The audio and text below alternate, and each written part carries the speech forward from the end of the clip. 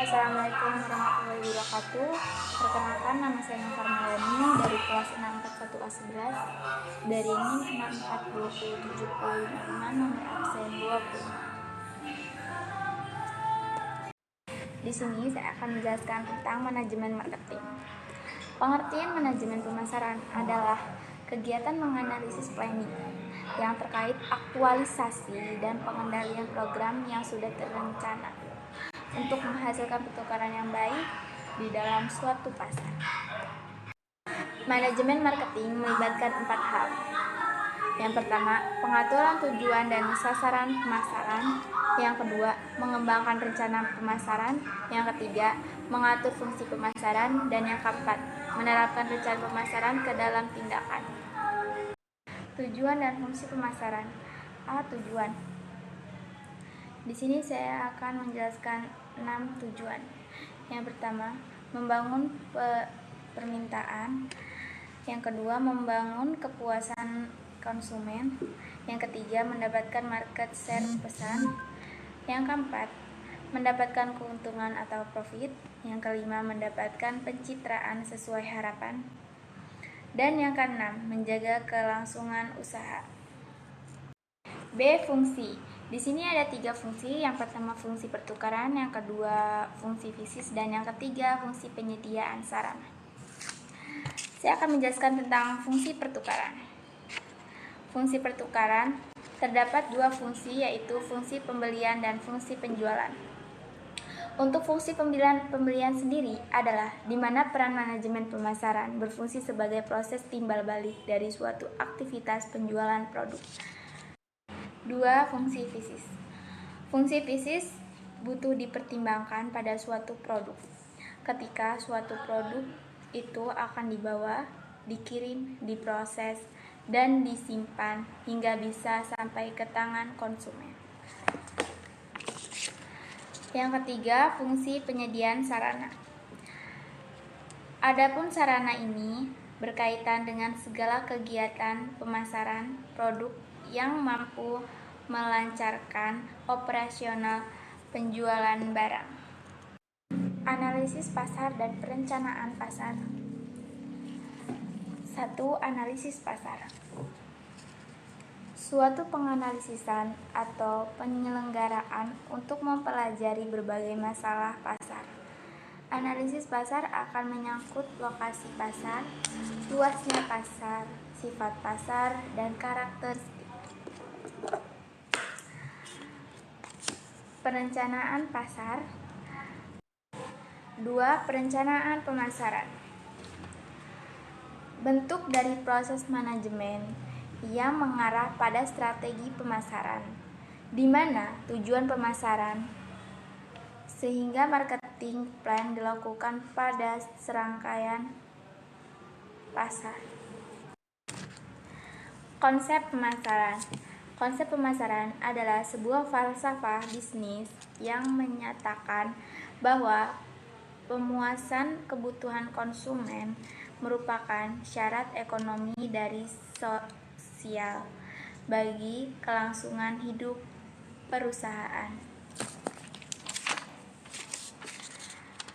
Ada 5 konsep pemasaran yang mendasari cara perusahaan melakukan kegiatan pemasarannya, yaitu 1. Konsep perwawasan produksi. 2. Konsep perwawasan produk. 3. Konsep perwawasan penjualan. 4. Konsep perwawasan pemasaran. Yang kelima, konsep perwawasan bermasyarakat. Konsep inti pemasaran. Yang pertama, kebutuhan. Setelah kebutuhan ada keinginan.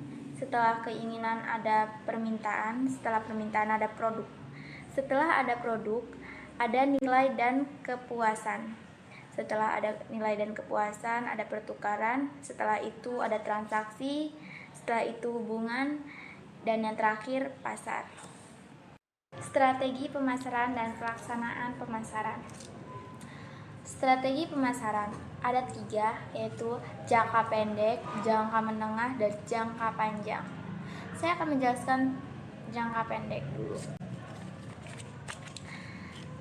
Jangka pendek. Tujuan jangka pendek bagi perusahaan adalah mendapatkan keuntungan secepat mungkin. Yang kedua, jangka menengah. Tujuan menengah bagi perusahaan adalah mampu mengusahakan untuk dapat mencapai titik impas antara total dan biaya produksi dan total volume penjualan. 3. Jangka panjang. Tujuan jangka panjang bagi perusahaan mampu mempertahankan para konsumen agar tetap setia dengan produk. Penjualan. 3. Jangka panjang. Tujuan jangka panjang bagi perusahaan mampu mempertahankan para konsumen agar tetap setia dengan produk. Pelaksanaan pemasaran. Pelaksanaan pemasaran adalah titik untuk mengevaluasi atau menindaklanjuti proses perencanaan. Dengan kata lain, pelaksanaan pemasaran adalah proses menjalankan rencana melalui tidak nyata dalam pemasaran. Analisis SWOT. Pengertian analisis SWOT. Suatu metode penyusunan strategi perusahaan atau organisasi yang bersifat satu unit bisnis tunggal. SWOT itu sendiri merupakan singkatan dari Strike S, Weakness W, Opportunity O, dan Threat T, yang artinya kekuatan, kelemahan, peluang, dan ancaman atau kendala, di mana yang secara sistematis dapat membantu dalam mengidentifikasi faktor-faktor luar O dan T dan faktor di dalam perusahaan S dan W. Menurut salah satu pakar SWOT Indonesia, yaitu Freddy Rankers, analisa SWOT adalah identifikasi berbagai faktor secara sistematis untuk merumuskan strategi perusahaan. Analisis ini didasarkan pada hubungan atau interaksi antara unsur-unsur internal, yaitu kekuatan dan kelemahan, terhadap unsur-unsur eksternal, yaitu peluang dan ancaman-ancaman.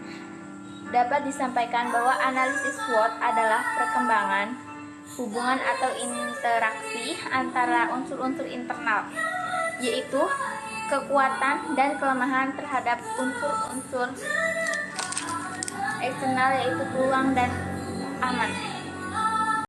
SWOT sendiri ada 4 faktor. 4 faktor SWOT. 1. Strategi kekuatan dalam kurung S dan O atau Maximex. Strategi yang dihasilkan pada kombinasi ini adalah memanfaatkan kekuatan atas peluang telah diidentifikasi. Misalnya, bila kekuatan perusahaan adalah pada keunggulan teknologinya, maka keunggulan ini dapat dimanfaatkan untuk mengisi segmen pasar yang membutuhkan tingkat teknologi dan kualitas yang lebih tinggi atau lebih maju. 2. Strategi kelemahan kesempatan dalam kurung W dan O atau Minimax. Kesempatan yang dapat diidentifikasi tidak mungkin dimanfaatkan karena kelemahan perusahaan, misalnya dengan distribusi ke pasar tersebut tidak dipunyai oleh perusahaan. Salah satu strategi yang dapat ditempuh adalah bekerja sama dengan perusahaan yang mempunyai kemampuan menggarap pasar tersebut. 3. Strategi kekuatan ancaman dalam kurung S atau T Maximin. Strategi ini mencoba mencari kekuatan yang dimiliki perusahaan yang dapat mengurangi atau menangkal ancaman tersebut, misalnya ancaman perang harga. Dan yang keempat, strategi kelemahan ancaman dalam kurung W dan T atau mini-min. Dalam strategi menghadapi ancaman dan sekaligus kelemahan internal, strategi yang umumnya dilakukan adalah keluar dari strategi yang terjepit tersebut. Keputusan yang diambil adalah mencairkan sumber daya yang terkait pada situasi yang mengancam tersebut dan mengalihkannya pada usaha lain yang lebih cerah. Dan yang terakhir, kesimpulan. Manajemen pemasaran berfungsi untuk memberikan informasi produk kepada konsumen, mempengaruhi keputusan yang akan diambil konsumen serta menciptakan nilai ekonomis suatu produk. Pelaku usaha yang susah menilai atau mengetahui peluangnya pemasaran akan mengenal adanya konsep pemasaran yang bertujuan untuk memberikan keputusan terhadap apa yang diinginkan dan dibutuhkan oleh konsumen. Sekian presentasi dari saya, kurang lebihnya saya minta maaf. Saya akhiri, wassalamualaikum warahmatullahi wabarakatuh. Terima kasih.